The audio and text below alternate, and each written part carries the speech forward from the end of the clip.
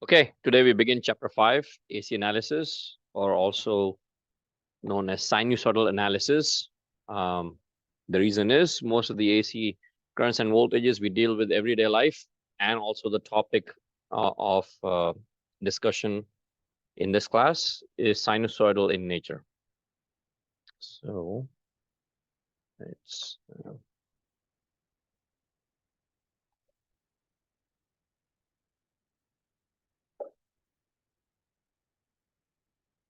okay, sinusoidal analysis. So in this, yes, no. So in this chapter, we're going to learn how AC circuits work. The short answer is they'll pretty much work the same as DC analysis. So you are not going to learn any new analysis technique. Okay. What you're going to learn is basically the math, well, the theory and the concepts and everything, basically the math that you would need to solve the circuits the same way as you did for the DC circuits. Okay. The reason it's different is because the three components we look at, resistors, inductors, and capacitors, well, resistors work the same way for AC as they do for DC. They receive the energy from a source, and it dissipates that energy in the form of heat. It's exactly the same. However, capacitors and inductors are energy storage devices. And since they're energy storage devices, for an AC signal, an AC function, which is a voltage or current, alternates between a positive and a negative. Physically speaking, what is happening is the electrons go in one direction and they come back. So they go back and forth, physically speaking. And so for capacitors and inductors, the energy flows in and then it flows out constantly, depending on the frequency of the AC applied voltage or the current. And that's why the response is slightly different. Okay. So the energy is constantly flowing in and out of the inductors and the capacitors. So what, again, as I said, so what we're going to learn is the mathematical models for the inductors and the capacitors and how we can actually represent the sources as well as the components using mathematical terms so that our analysis is easier. Okay, so that is what you're going to do. Now, I understand that students have encountered this in physics. So it's familiar, kind of. Okay. Yes and no. I see some nods and some shakes. All right. So first up is so this slide basically is showing you the typical AC waveforms. Okay. So now you've heard me use the term function or signal or a waveform. They're all generic. And oftentimes we use them as synonyms when we refer to AC voltages and currents. Okay. When we use signals, we mean AC voltage or AC current.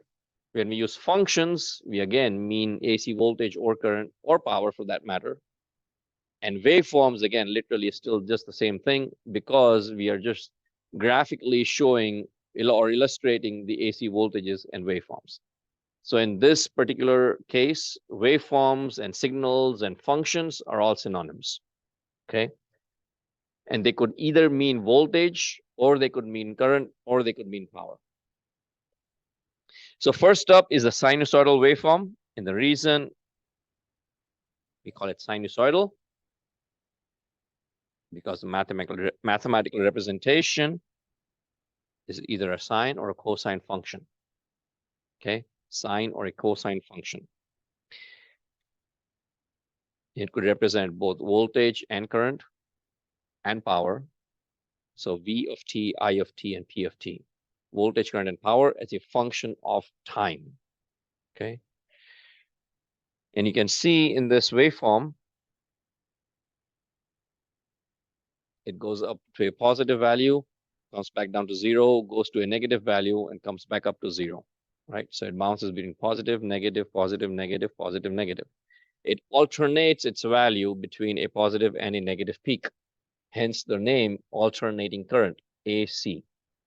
You think back to a long time ago, 7 weeks, not that long ago. On the first day of class, I talked about the difference between DC and AC. And I said the C stands for current, right? It stands for current, but we simply use the acronym. So it becomes DC voltage, DC current, AC voltage, AC current. Okay. And there are quantities associated with each waveform. We'll look at that in the next slide. Here are 4 of the other common functions and waveforms: triangular waves, square waves, sawtooth, ramp. There are many different kinds depending on their application, right? Depending on the application, whether we want the energy storage to go directly into it. Square waveform, like a pulse, which could send a pulse for a fixed amount of time, then it turns off, then it turns back on, off, on, off. Okay, so that's kind of rectangular pulse. Most of the waveforms we encounter in real life can be represented as a sum of sinusoidal waveforms. Okay, at its basic, when you split it all up, they can all be represented as multiple sinusoidal waveforms. And that's the waveform we will study. Okay. Mathematically, it is represented by this equation. V of t is Vm cos omega t plus or minus theta. This should be plus or minus, but that's fine. We can simply say theta can take positive or negative values. Okay. So first up is the actual function itself, V of t, right? So V of t represents voltage as a function of time, and this equation is valid for voltage or current or power. So it could be I of t, it could be P of t, and the equation would still, it would still be the same representation. So this is for a sinusoidal waveform, a sine wave, okay? A sinusoidal waveform or a sine wave. This representation works for sine as well as cosine. So when we talk about sinusoidal waveforms, we could be talking about either sine waves or cosine waves, mathematically speaking. The only difference between a sine and a cosine function waveform is basically in the phase angle. There's 90 degrees difference in phase. Everything else remains the same. Okay. Sine x is cos of x minus 90. And so the only difference is the phase. So when we say sine waves, it's cosine and sine both. Okay, so the 3 terms in here are Vm, omega, and then theta. Okay, Vm, omega, and theta. If you look, let me actually go back here. If you look at the waveform here, what do we see? We see time on the x-axis, and then the function value on the y-axis.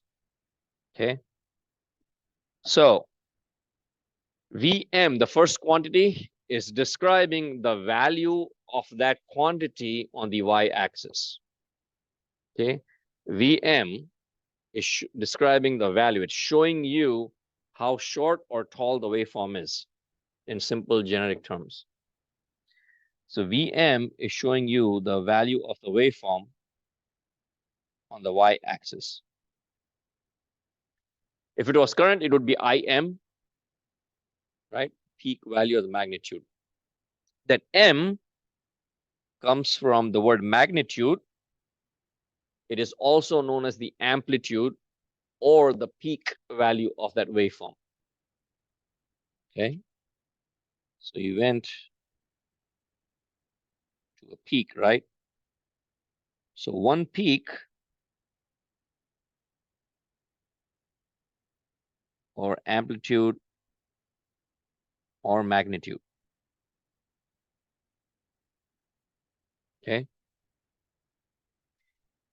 It does not describe the peak to peak value. The peak to peak value will be measured from the topmost point to the bottommost point. And typically, peak to peak is described like this. So it'd be 2 times Vp or 2 times Vm. Okay. Vm. If you take a different class, if you read a different textbook, if you read a different journal article, it would say VP and not VM. If you've taken the lab and you used oscilloscope in lab 5, you would see VP in the oscilloscope. If your instructor showed you how to do it, VP-P is an available function on the oscilloscope. It automatically gives you the value of the waveform from the positive peak to the negative peak.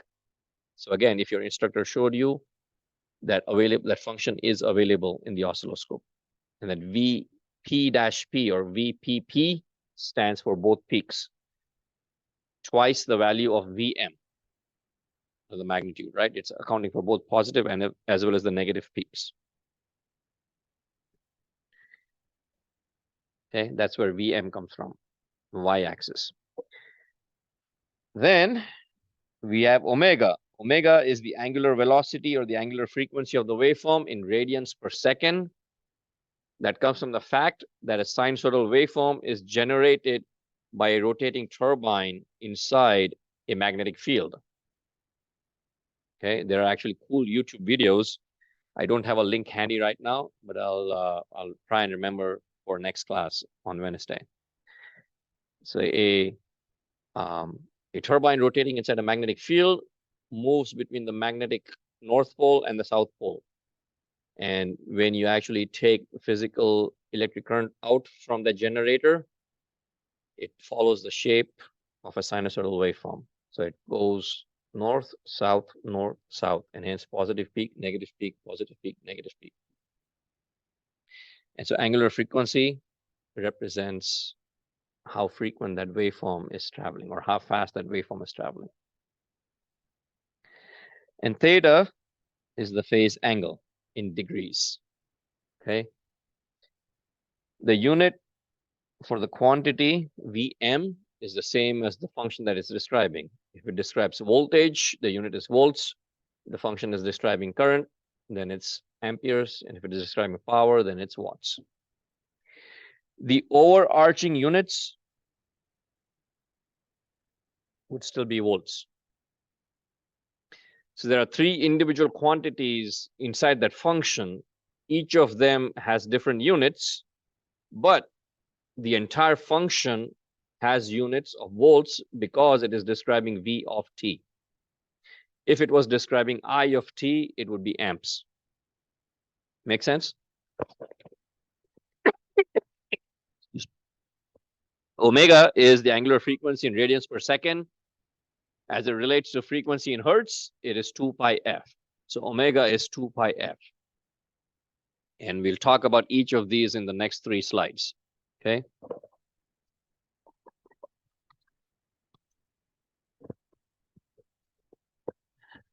Okay. So magnitude or amplitude or peak basically describes the value on the y-axis. It is actually the first term in that waveform.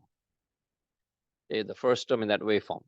So if you look at the waveform in red, the value of that waveform on the y-axis is about half, 0.5.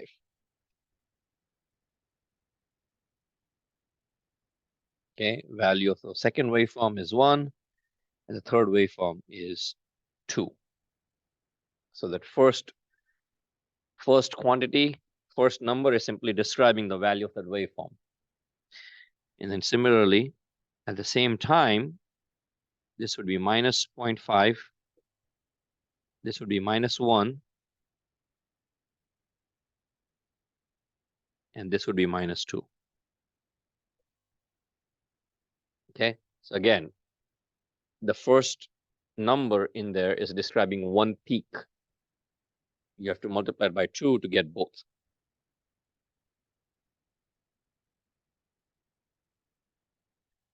Frequency basically notes how many times the waveform bounces between a positive and negative peak. So we have our waveform. It starts at 0, goes to a positive value, comes to 0. then goes to a negative value, it comes back to 0. So the point in time where it actually starts from 0, goes to positive, then goes negative, and comes back to 0 after going through both positive and negative values is known as one full cycle. One full cycle. So this is one cycle. And the frequency f, lowercase f, is simply the number of cycles a waveform takes in 1 second. In 1 second. The unit is Hertz, not the car company. It's named after a German physicist, uppercase H, lowercase z, Hertz. And the relationship between frequency and time is that they are inverse of each other. It is also one time period. Okay, so one cycle is also one time period. So number of cycles in 1 second is the frequency of that waveform. So again, as a general knowledge question, what is the frequency of our AC power outlets? No, that would be the voltage. 120 is correct, but that's the voltage. Frequency? 60 hertz. North America at 60 hertz. So at 60 times in 1 second, the value of the waveform is changing. Okay, it's going up, it's going down, it's going up, it's going down, it's going up, it's going down 60 times in 1 second. It seems fast, but consider this. The frequencies that we use in everyday life are far beyond 60 hertz. 60 hertz is nothing. It's below the audible range of most people. Actually, most people can't even hear that low. 60 hertz is very, very low. It's a thumping sound that you hear from a subwoofer. Okay. Your wireless router has frequency bands. Dual band routers run at 2.4 gigahertz and 5 gigahertz. Gigahertz is 10 raised to, anyone remember from first week of class? Right, so it's very, very high. Okay, gigahertz is 10 raised to 6, very, very high. All right, phase. Anyone can explain phase? It's a simple concept.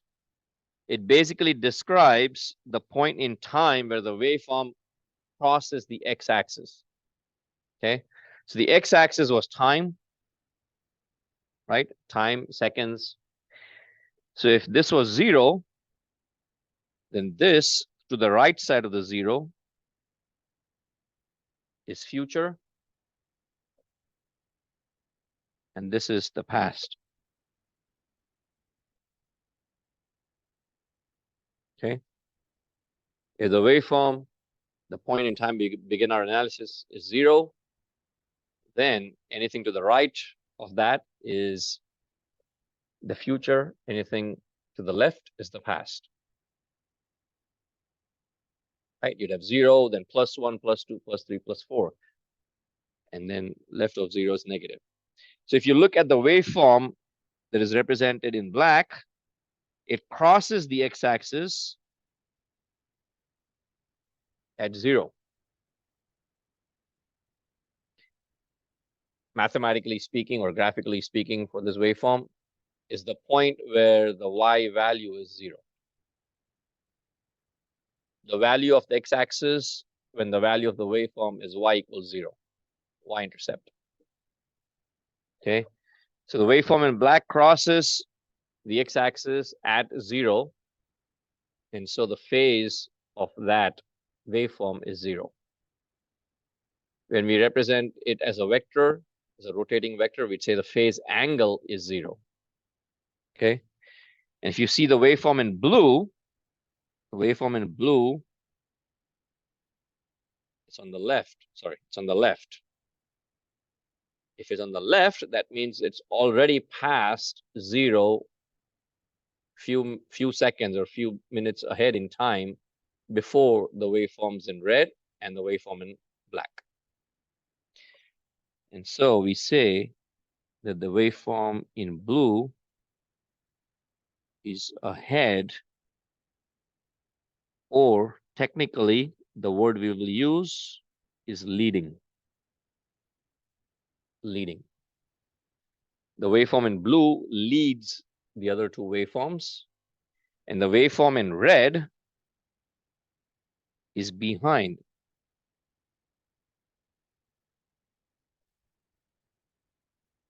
Or technical word that we will use is lagging. Okay, lagging. The waveform in red lags the other two waveforms. The waveform in black is both leading as well as lagging, depending on your reference point. Right? Let's take a 10-second pause and you think over that. Let me know if you have any questions.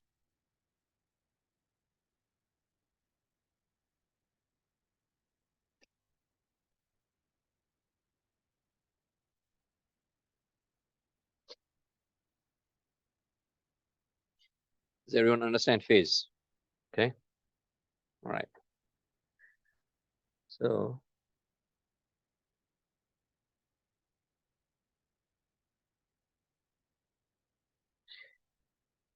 what is the average value of an AC waveform? We know it goes to a positive value, then it goes to a negative value. If you take one time period, 1t, what is the average value? 0, right? So when they first generated electricity or AC and they applied it to a circuit, used it to calculate the power and the energy, of course, power is being delivered, energy is being delivered, right? Power is being supplied, but they had no mathematical way of representing the average value of the waveform. So what they did was, rather than take the average value of the waveform, we would take the average of the square. So we'd first square the waveform, then take the average. And because we took the square earlier, at the end, now we will take the root or the square root of the waveform. And so they came up with a new term. Root means square. And literally it means the root of the mean of the square of the waveform, or acronym RMS. Okay, RMS. So it literally is the root, the square root of the mean, which is another term for average. So square root of the average of the square of the waveform. And mathematically, you can see it represented here. The square of the waveform V of t, right? V square. And then you find the total sum of that waveform, which is basically integrating it for a certain time period, 0 to t, right? dt is individual slices. Then you sum it all up, integrate it between 0 and t. And then you take the average divided by t, 1 over t. And then finally, you take the square root of that waveform. And it works for voltage and for current, right? Voltage and for current. So VRMS and IRMS. Power is V times I. In terms of resistance, it's V squared over R. So the equations are still valid, except for AC waveform. We can write an average power delivered or received by a component would be the V RMS square divided by R, or I RMS square times R. The equations are still the same, no difference.